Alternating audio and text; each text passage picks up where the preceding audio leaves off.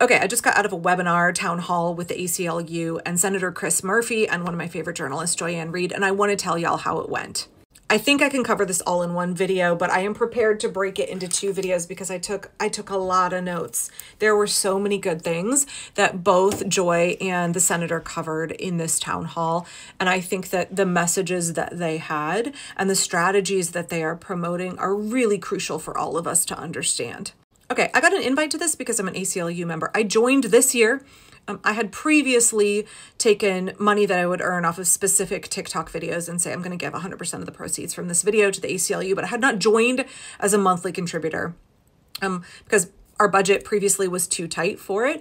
But I have seen my YouTube get a lot more traction. And also we canceled our Netflix, and I said I would take all of the money that we were spending on Netflix and I would give that to the ACLU every month. And then I just upped it and did the like bonus membership. That for me is really important. So far, we're only in March of this year. The ACLU has filed 21 lawsuits against this regime. And the work that they are doing is crucially important to protect the lives of the most vulnerable folks in America, especially trans folks, especially immigrants. So in the webinar, the host basically asked a few questions of each of the guests, and I wanted to share a little breakdown, a little summary of some of the things that they said in that exchange. So Senator Murphy was asked to talk about what the situation is right now, like what's happening in the US. And he said, well, there's kind of 2 stories going on here, 2 narratives that are being put forth. Story A is that there is a billionaire takeover of the United States government, that the corruption in the government is running rampant, and these billionaires are trying to institute a kleptocracy and an oligarchy together.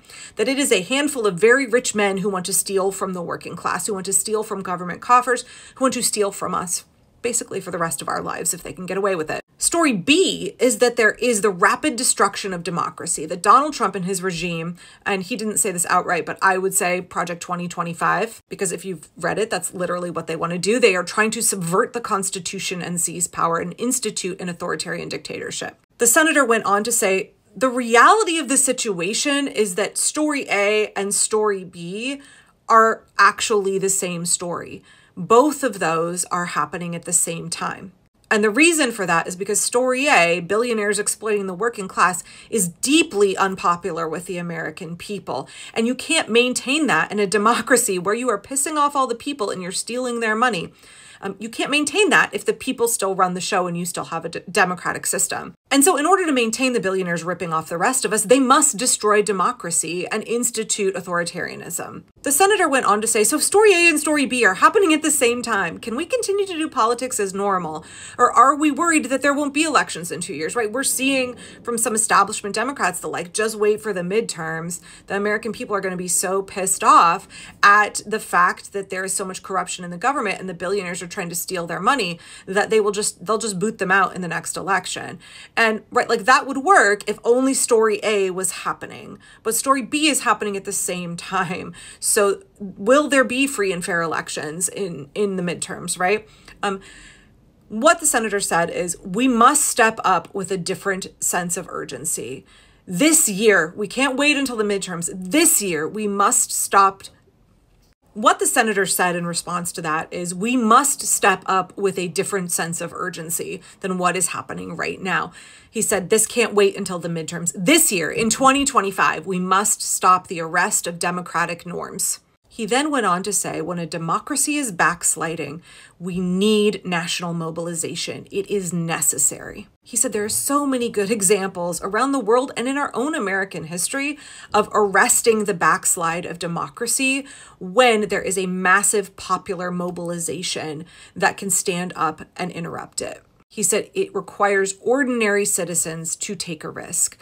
But in order for ordinary citizens to feel comfortable taking a risk, they need political leaders to take a risk first, to show us the way. He then went on to say the ACLU must continue to fight in the courts, and other organizations are as well. But that electeds must also fight just as hard in the halls of Congress, and the people must fight in their communities, in the streets, in their jobs with mass mobilization. He said there's more of us than there are of them, and our combined effort is so powerful. That is exactly what I have been saying. The power lies with the American people. There are hundreds of millions of us, and there are just a handful of these cruel, cruel, tyrannical men who are attempting to not only seize the wealth of our country, the wealth of the people, but who are also attempting to seize and dismantle our rights, and that the power to stop them lies with us. Okay, I'm now more than 5 minutes in, so I think I will make this a 3-part series here on TikTok. And if you're watching this on YouTube, I will cut it all together as one compilation. So hang in there with me. Come back in a few minutes and I'll have the next part filmed. Okay, this is part 2 of me attending like a virtual town hall webinar with journalist Joy Reid and Senator Chris Murphy. It was hosted by the ACLU.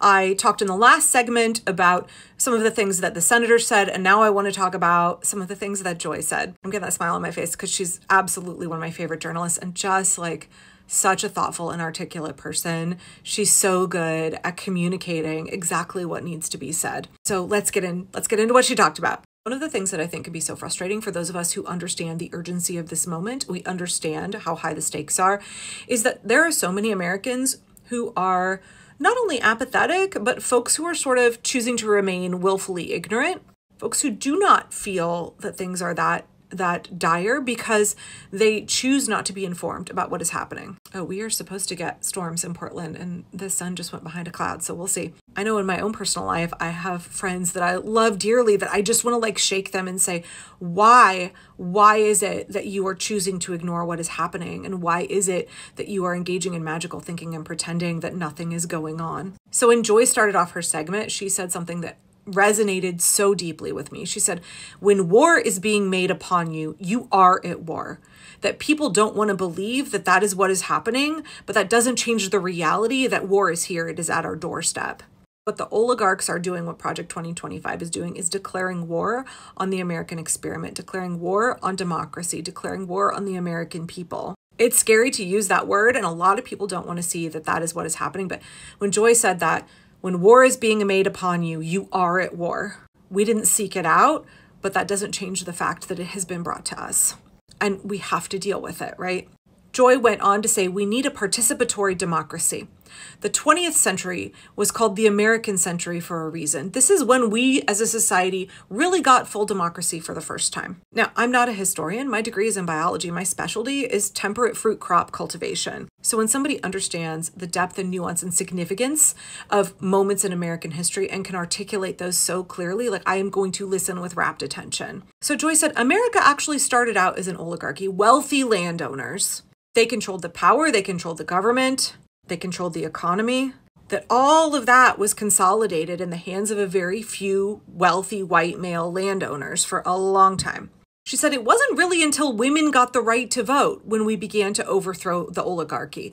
When Woodrow Wilson, despite all of his problems, instituted an income tax, that was the beginning of the end of oligarchy in the United States for a while. She went on to say FDR, despite all of his issues, expanded opportunities for the middle class, therefore further eroding the oligarchy and its ability to control us. The programs of FDR put a floor under Americans.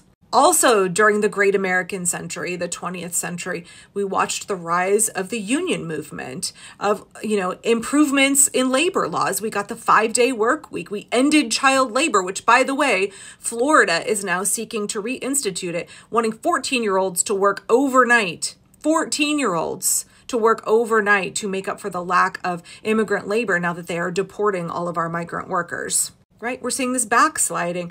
Rights and protections that working class Americans secured during the 20th century, we are now seeing the Trump regime want to take away so that the richest folks can continue to consolidate their wealth and power. Joy then went on to say something key here. A democracy offends the super rich.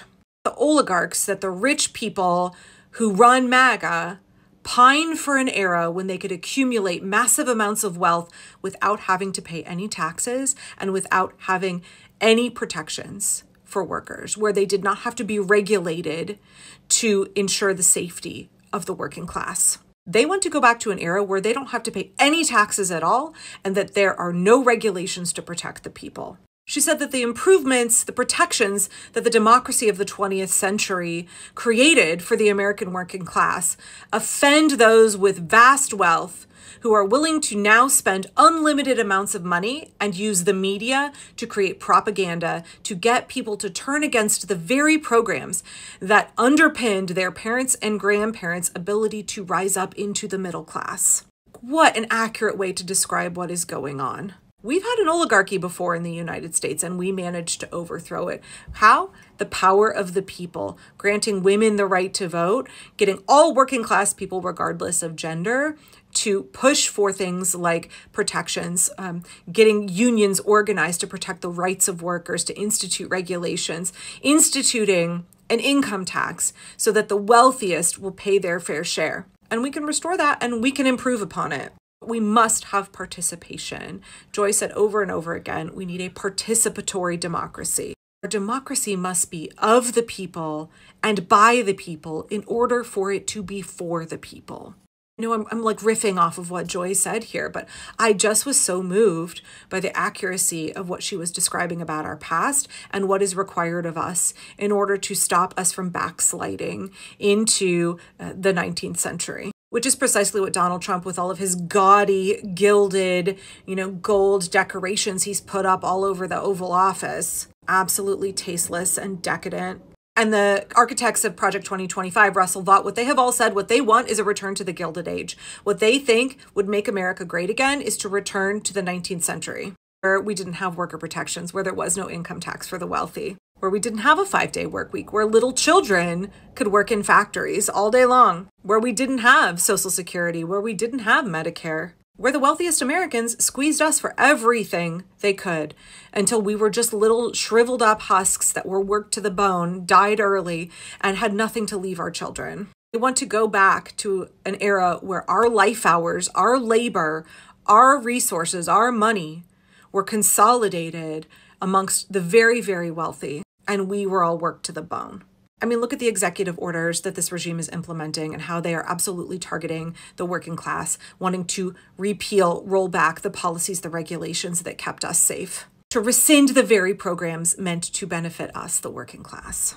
As Joy says, Donald Trump and Elon Musk are doing a wonderful job of using their massive amounts of wealth to spew out propaganda that is targeted at making working class people turn against the very programs that give them a better quality of life, more safety and security, more protection. I mean, that is one of the cruelest things I think about MAGA, is that it gets working class folks to vote against their own quality of life, against their own best interest. Joy, as a journalist, then talked about how we really need media that can combat that propaganda. We need media that can speak accurately and truthfully and in an unbiased way about what is happening. How important it is to communicate to people accurately, communicate the truth of the situation, because there is such an inundation of propaganda, and there has to be something to counter it. There is more to this meeting, and I want to talk about it, but this video is getting a little bit long, so come back for part 3. If you're watching this on YouTube, I will have it all spliced together in one long video. Okay, this is part 3 of me attending a virtual town hall webinar with journalist Joy-Ann Reid and Senator Chris Murphy. It was hosted by the ACLU. Please go back and watch parts 1 and 2, where I talked about kind of the main things that Senator Murphy and Joy spoke about. Now I'd like to talk about what Joy and the senator said that the American people and Congress can and should be doing in order to successfully resist the authoritarian takeover of the United States. So Senator Murphy was asked about Democrats in Congress and what they are doing and what they should be doing. He said, there are limits to what a minority party can do. If we had a majority, we could truly investigate and subpoena and be doing so much more to push back against this regime. He said, it doesn't matter, though, that we're the minority party. Congress is still the center of the resistance. And when we, the Democrats in the House and the Senate, aren't showing up with real fight in us, with a sense of urgency in us, and we aren't willing to take risks, that has a ripple effect out to everybody else in the country. So right away I was like, okay, here we go. Here's a senator who understands the assignment. Murphy then went on to question whether Democrats should have even been there at all for Trump's State of the Union earlier this month. He did not attend. One of my senators, Ron Wyden, did not attend. Ron held a virtual town hall for his constituents here in Oregon instead, which was a much better use of his time. Senator Murphy agreed that Democrats had no united front, and it was embarrassing that they didn't. They looked weak. They looked very weak. Not that any elected in Congress is going to listen to what I have to say, but for almost 2 weeks before the State of the Union, I was calling my reps and my senators and saying, here's what I think you should do. You should all show up together. And when Trump enters, you should all stand up as a united cohort of Democrats, turn around and give that petty tyrant your back, and you should all walk out together. That would be on the live feed. It would be on Fox News. It would have tremendous, tremendous weight behind it. It is something that could have a really significant impact. Nobody did it. There was no unity. There was no unity, and it made the Democrats look so disorganized. And the senator essentially agreed with me today. He said he didn't think a single Democratic member of the House or Senate should have attended the State of the Union. He said we all should have boycotted it. He said, could that have backfired on us? Yes, but if Congress won't take risks, the people won't take risks. He then went on to say, if Congress won't take risks, the private sector won't take risks. Why should universities like Columbia not capitulate and roll over for this regime? Why should attorneys like Paul Weiss stand up and not roll over for this regime when they are looking to members of Congress and seeing them all be feckless and impotent? There is no united front. There is no, compelling, cohesive resistance in Congress. There is no sense of urgency. He said he met with someone from a university who they want to resist, they want to stand up, and they are looking to members of the Senate to have aggressive resistance so that they can follow their lead, right? It's like the 100 Monkeys effect. I'll probably talk about that in another video, but that's exactly what they want. The senator said the private sector and the people want to take risks, but they need leadership in Congress to be willing to do it first and set the way. He said the only way ultimately for us to resist oligarchy, for us to resist this authoritarian takeover, is national coordinated mobilization. He said, we, meaning him in Congress, meaning the American people, meaning businesses in the private sector, we need a sense of urgency. If Trump and Musk and MAGA flood the zone with lies, we must flood the zone with truth. I actually have a video saved in my drafts on my backup that I'm going to post after this that is specifically about that. That if MAGA is doing shock and awe, we need our own shock and awe. The senator then went on to criticize Clinton-era dinosaur James Carville for saying that Democrats don't have to do anything, that this regime will somehow magically collapse on its own within 30 days. By the way, that prediction has already passed. Those 30 days have already passed. He said, I'll just give it a little longer. I still think it's all going to spontaneously fall apart. Clearly, Carville is not a student of history and doesn't know what he's talking about. And, we've seen Chuck Schumer. Senator Murphy did not outright criticize Chuck Schumer in this, but we've seen Chuck Schumer take up the same stance as James Carville. Like, let them push through their horrible stuff and the electorate will just get mad enough to vote them out in the midterms. Although God knows how many people will be disappeared to El Salvador in prisons in the meantime. How many children will go hungry in the meantime. How many of us will be disenfranchised and have our right to vote taken away from us in the meantime? Trump just signed an executive order that is going to take away the right to vote from between 9 and 21 million Americans if it holds up in court. I don't think it will. But Congress is also trying to pass the SAVE Act that would do the same thing. Okay, I digress. That's me editorializing a bunch. The senator said Congress has to take risks. They should have been taking risks from day one, but they have to start taking risks now immediately. So the senator was asked, what can Congress do? Joy was asked, what can the people do? Joy said that legacy media is simply not showing the rallies. They're not showing the mass presence from the people. She talked about AOC and Bernie Stop Oligarchy tour and how little traction these events are getting in the press. I, for one, was talking about the Veterans March that happened, several days ago all over the country because the veterans are losing so many of their benefits and they're being fired. 30% of the federal workforce are veterans. And that didn't get any coverage. I had to go to Instagram Reels to find information on it. She said, we need to look at how other societies have overthrown authoritarianism.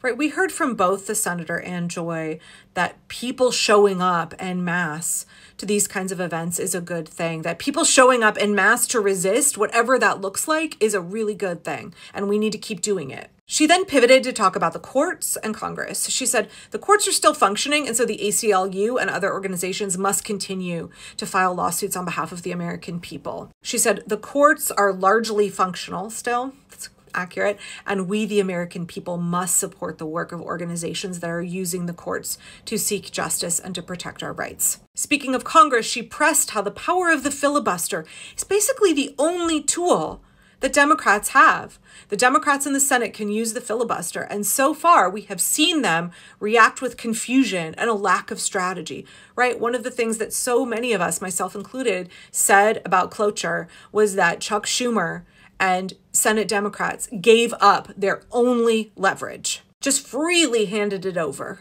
And Joy is agreeing here, that was unstrategic and the wrong move. She said there was another tactical error made by Democrats, and that was at the State of the Union. In her opinion, Al Green was the only one who showed up and understood the assignment. The fact that every Democrat in that chamber did not walk out when Al Green was removed was a tactical error.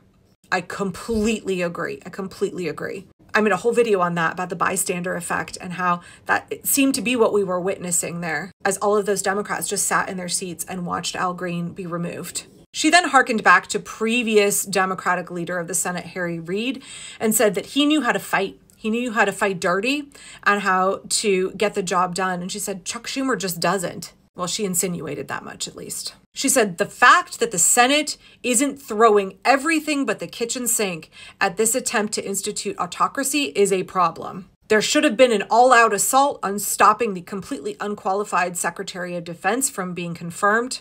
She said that there must be resistance from members of Congress, that what the Democrats must show, even if they ultimately fail, they must show the people that what the oligarchy is doing, what the Trump regime is doing, is not acceptable. It's not normalized. By not fighting vigorously, what Chuck Schumer and Democrats have done thus far in these initial days of this regime is normalize much of what they are doing. She said Democrats in Congress must stand up and must not allow these illegal, unconstitutional actions to be normalized. She also said that they have an obligation to wake up the people and make sure that the people, inform the people and make sure that the people know what is happening today in America is not normal. I told y'all I love Joy. I absolutely adore her. Murphy concluded by talking about what everyday Americans can be doing. He said, what matters is volume.